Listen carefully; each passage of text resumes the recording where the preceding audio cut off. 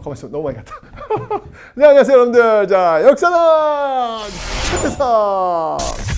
네.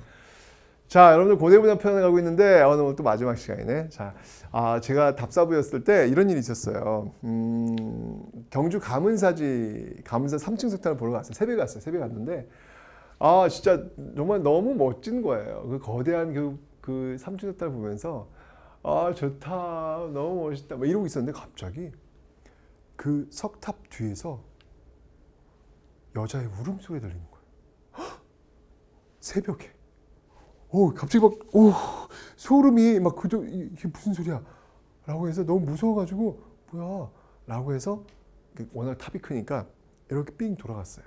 돌아갔더니, 그 탑 뒤에, 같이 갔던 답사부 여자 후배가, 이렇게 훌쩍훌쩍 울고 있더라고요. 그래서, 넌 왜 우냐?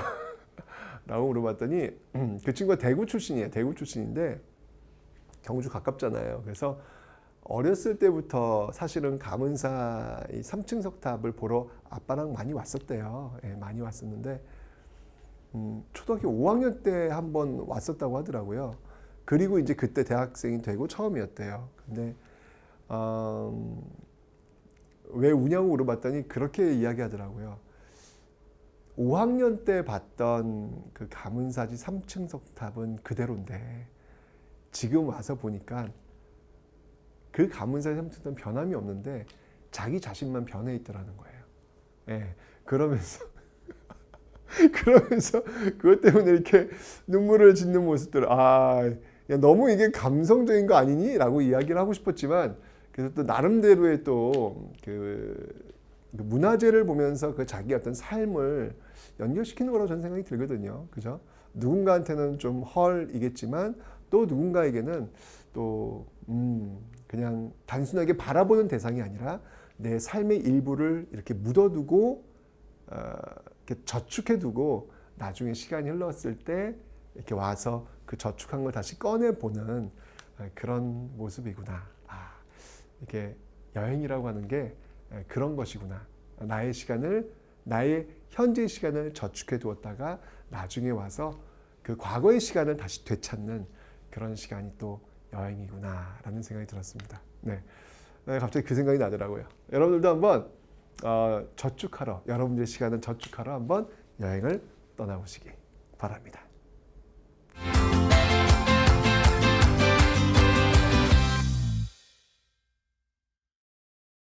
자, 우선 여러분들 삼국의 그 과학부터 한번 살펴볼게요. 이 고구려가 사실 뭐 삼국 다 마찬가지예요. 별자리 보는 데는 탁월한 능력을 갖고 있습니다. 왜냐하면 별을 본다, 하늘의 질서를 본다. 이거는 왕의 권위와 연결되기 때문에 정말 심혈을 기울여서 별자리 관측에 아마 열심히 노력했던 것 같아요. 그래서 고구려에 그 천문도가 있었나 봐요. 근데 이 천문도가 지금은 없어요. 없는데 그 천문도를 이렇게 볼 수 있는, 유추할 수 있는 그 근거가 뭐냐면 조선시대 그 천상열차 분야지도라는 게 있어요. 천상열차 분야지도. 진짜 별자리를 엄청나게 자세하게 그려 놓았던 태조 이성계 때 만든 거거든요. 이게 있는데 이게 이제 바로 이 고구려의 천문도, 이 천문도를 보고 만든 거라고 하더군요. 그러니까 그만큼 이 고구려가 굉장히 발달되어 있다. 별자리를 보는데 발달되어 있다. 그 얘기는 뭐냐? 왜? 왕의 권위를 높이는데, 왕은 곧 하늘의 뜻을 아는 사람이라고 선전할 수 있잖아요. 그죠? 그리고 또 사실은 이제 이런 것들을 잘 봐야 농업에도 도움이 돼요. 예. 언제 뭐 이렇게 하늘의 그 변화를 잘 봐야 농업가니까, 농업 중요하니까 그런 것들이 도움이 되기 때문에 천문 굉장히 관심 가질 수밖에 없다라는 거, 발달되어 있다는 겁니다. 자, 백제를 볼게요. 백제의 과학에서는 뭐 이렇게 철 다루는 기술, 우리 이미 배웠습니다, 여러분들. 칠지도. 자, 이거는 일본 이 외와의 어떤 그 관계를 알 수 있고 어느 왕 때였다? 근초고왕 시기 그 외와의 어떤 그 교류를 보여주는 아주 대표적인 그런 것. 특히 이제 쇠를 잘 다루는 기술. 이런 칼은 이제까지 없었다라는 그 자신감이 상감 명문에 새겨져 있다라고 설명을 드렸습니다. 기억하시면 되고요. 신라 같은 경우에는요, 과학기술로 본다면 역시 이제 금관을 통해 가지고 이 당시 사람들이 얼마나 정교하고 세밀하게 이런 어떤工艺품들을 다루었는지 진짜 이거 그 박물관에서 보면 아시겠지만 여러분들 금을 정말 그 얇은 금에다가 어떻게 그렇게 정말 정성껏 무늬를 새겨 넣었는지 기가 막혀요. 정말 멋지구나라는 그런 생각이 듭니다. 뭐 그런 게 있고요. 역시 마찬가지로 별 보는 기술 뛰어나죠. 그래서 대표적인 게 있다면 첨성대가 있는데요.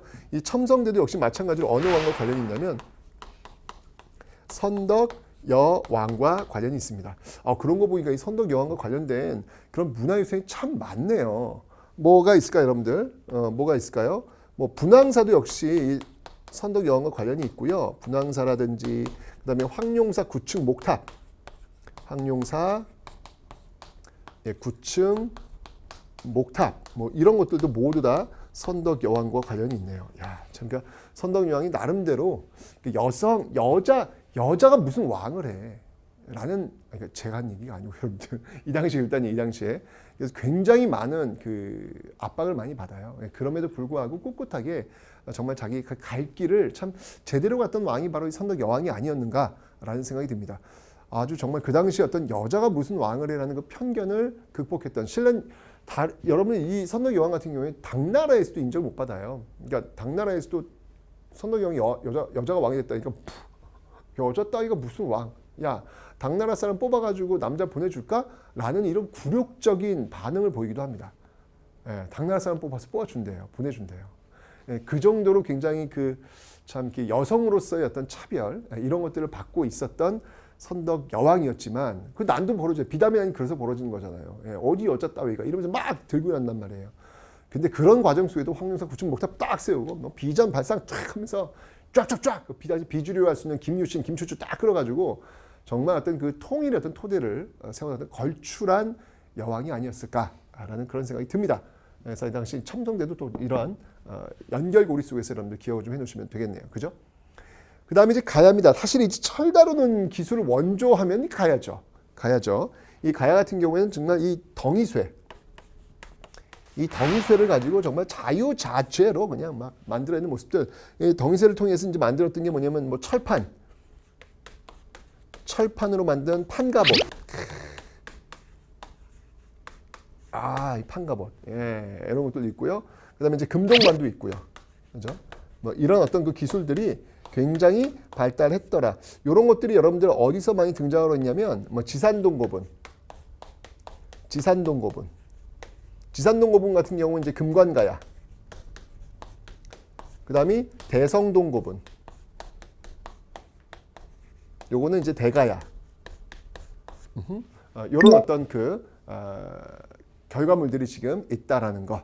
한번 여러분들도 여기 이제 가야를 한번 가야의 역사가 이게 좀 복원하고 좀 연구할 필요가 있어요. 왜냐면 가야 역사를 잘 보시면 알겠지만 이게 여러분들 기본적으로 그런 인식 있죠. 왜 백제하면은 전라도 충청도의 역사, 신라하면 경상도의 역사 이런 생각이 있는데 일단 오류가 뭐냐면 백제의 역사는 여러분들 서울에서 출발한다는 거. 그러니까 이게 경상도, 그러니까 전라도 충청도에 갖춰놓는 게 이게 일단 잘못된 거고 또 두 번째는 뭐냐면 가야의 역사를 이렇게 잘 보면 여러분들 가야는요 경상도와 전라도를 걸쳐 있어요.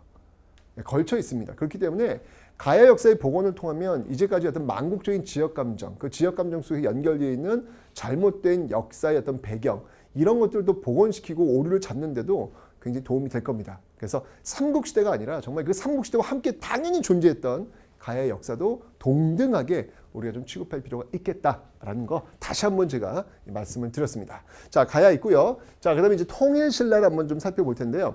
자, 이 통일신라의 과학 중에서는 여러분들 이렇게 종을 한번 좀 살펴보도록 하겠습니다. 종 만드는 기술이 정말 최고였습니다. 그 대표적인 종이 있다면 이제 상원사의 동종이 있습니다. 이 상원사 동종은 성덕왕 때 만든 건데요.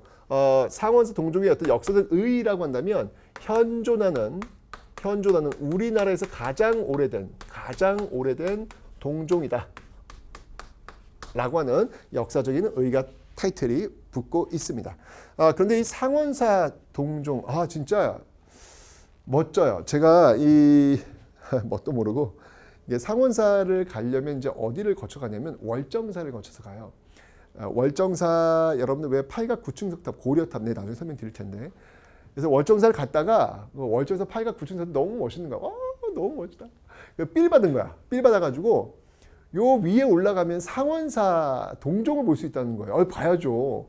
가장 오래된 동종인데 봐야죠. 그리고 진짜 예쁘거든요. 비천상이라든지 그 종을 잡고 있는 그 용루, 이게 또 대나무, 이 진짜 멋있거든요, 여러분들. 이거는 진짜 세계 어디에서도 볼 수 없는 진짜 우리 이 신라 종만의 어떤 특징, 코리안 벨, 한국 종만의 특징이에요. 볼만해요, 진짜 멋있습니다.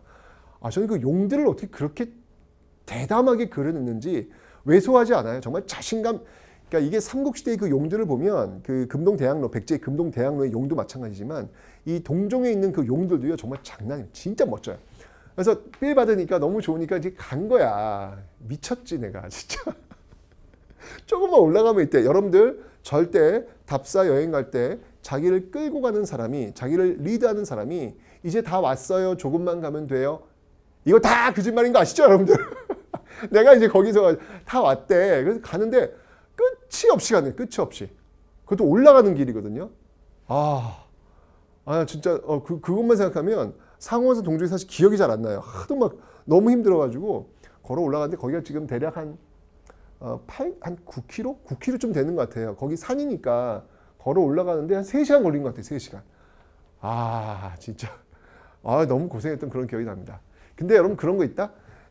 처음 갈 때는 이게 어디까지 가는지 모르기 때문에 한참 가는 느낌이 들지만 두 번째 갈 때는 멀다는 걸 인식하고 가면요. 의외로 가까울 수 있어요. 그래서 제가 다음 두 번째는 월정사 갔다가 다시 한번 상원사 한번 도전해 보려고 합니다.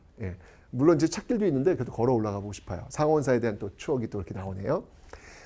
그 뒤에 나오는 종, 이제 여러분 이건 너무 잘 알고 있는 것이죠. 바로 성덕대왕 신종이 있겠습니다. 성덕대왕 신종. 성덕대왕 신종이 있겠습니다. 자, 이 성덕대왕 신종은요. 이 성덕대왕이 누군지 아세요, 여러분들? 여기 아까 썼잖아요, 여러분들. 어렵지 않잖아요. 여기 성덕왕 얘기하는 거예요. 성덕왕 기리기 위해서 이제 세웠던 그런 종인데요.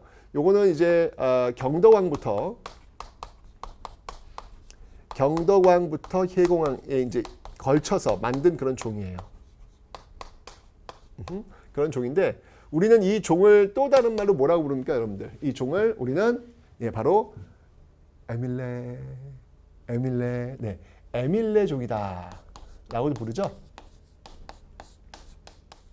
에밀레 종.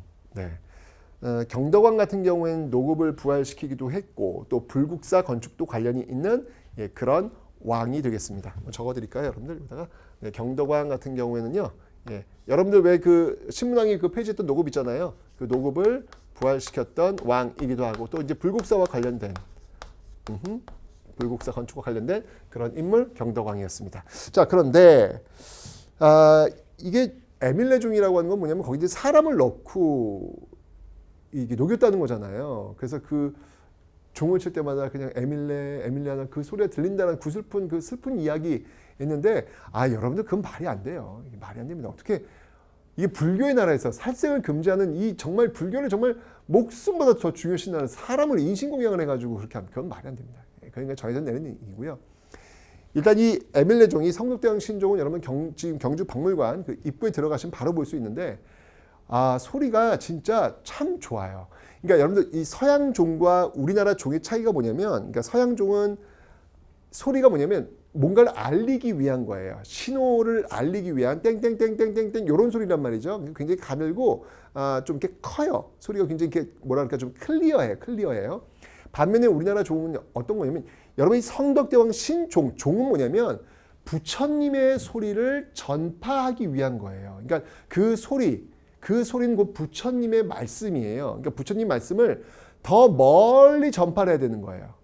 그래서 주변에 뭔가를 알리기 위한 게 아니라 멀리 전파하기 위한 소리, 그러니까 소리 자체가 달라요. 그래서 우리의 이 종을 한번 땅 치면 어떤 소리냐면 땡땡땡땡 이런 소리가 아니라 땅 치면 땡